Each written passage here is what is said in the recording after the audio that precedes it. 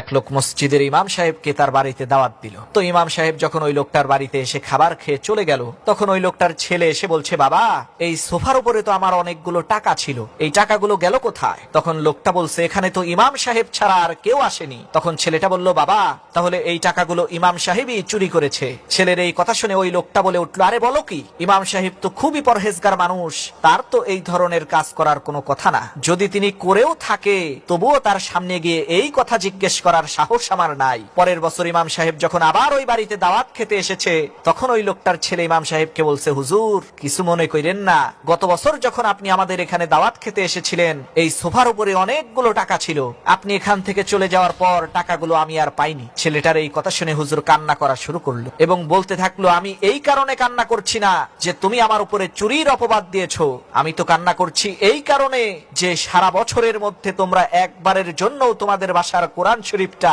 খুলেও দেখো না। তোমাদের বাসার কোরআন শরীফটা খুলে দেখো, টাকাগুলো সেই কোরআন শরীফের মধ্যেই আমি রেখে দিয়েছি। ইমাম সাহেবের এই কথা শুনে তৎক্ষণাৎ ছেলেটা কোরআন শরীফ খুলে দেখে, সত্যিই টাকাগুলো কোরআন শরীফের মধ্যেই রাখা আছে।